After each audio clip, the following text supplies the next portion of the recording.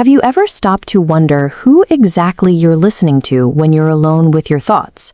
We all have that constant chatter, the voice narrating our lives, doubting our decisions, and replaying memories that we can't change. Most of us go through our days assuming that voice is who we are. We become so tangled in this internal monologue that we mistake the mental narration for our actual identity. But if you can hear that voice, there is a clear separation. You are the one listening to the noise. You are the observer, the silent witness, standing behind the chatter. This realization changes your relationship with your mind. Once you recognize yourself as the observer, you stop being the automatic victim of every passing thought and begin to see the mental noise for what it is. The mind thrives on keeping you busy. It cycles through planning, worrying, and regretting to maintain a sense of control. It weaves these threads of anxiety to convince you that if you just manage every detail, you will eventually find security. While you're caught in that loop, life happens right in front of you. You miss the physical reality of the present moment because your attention is entirely consumed by the simulation running in your head. Our goal is to step behind that noise and rediscover the part of you that exists beyond the chatter, the authentic self that has been waiting patiently for your attention. When you acknowledge that this mental web is an illusion, you reclaim the ability to step out of the mental prison. You move from being an actor caught in a drama to an audience member calmly watching the play. Think of a moment of frustration or a recent argument. Notice how quickly you get swept up in the reaction.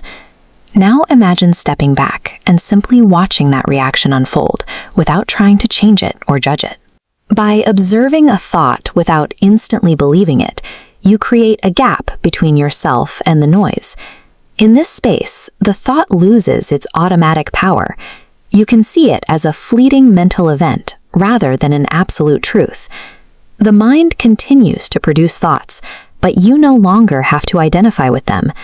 You can recognize these passing patterns for what they are, drifting clouds that don't change the nature of the space they move through.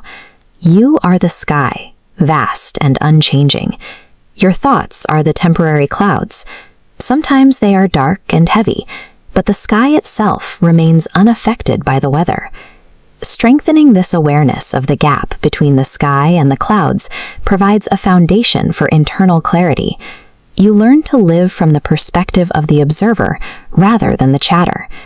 Thoughts often stir up intense feelings, but the heaviest emotional weight comes from the refusal to let go of the past.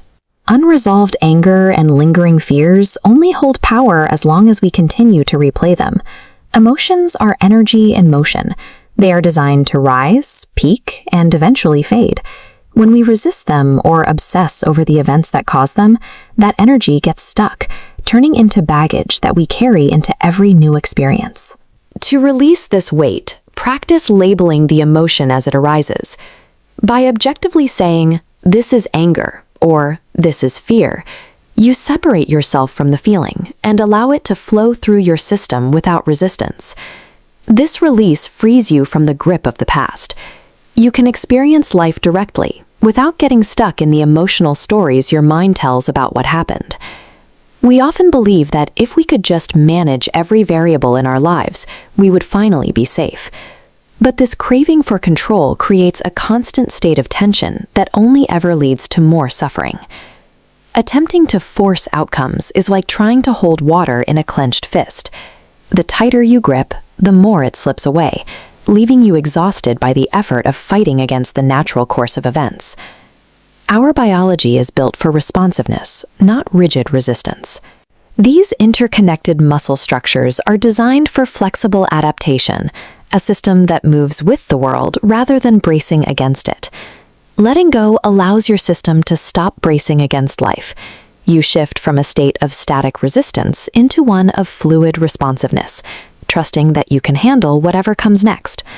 When you release the grip on what you cannot control, you find a level of peace that manipulation could never achieve. You move with the current rather than fighting it. To maintain this peace, we have to look at the walls we build around ourselves. We often try to protect our hearts from judgment or failure by creating a defensive persona. Opening up allows for a direct connection to life. It takes internal stability to drop your defenses and show up as you are, without the protection of a persona or the safety of a mask. This manuscript illustrates the point. The stories written on the page change, but the physical parchment beneath them remains constant. Your core existence persists regardless of the narratives you tell about yourself. Anchor yourself in the present moment. By practicing honesty and showing your true thoughts, you forge connections that are grounded in reality rather than performance. Living openly is a daily choice to say yes to life's unpredictability. You choose to be present and engaged instead of hiding behind your old defenses. Living without these inner chains allows you to move through the world with ease. The constant mental chatter and the need for control fade into the background as you return to your natural state. You are the observer. You have the ability to choose how much power to give your thoughts and how much space to give your emotions. Take a breath and feel the stillness within you. The peace you seek is not a destination to reach. It is a quality of awareness already here, waiting to be uncovered. Freedom is a state of being. It is the choice to return to yourself and remain steady, regardless of whatever chaos may be happening around you.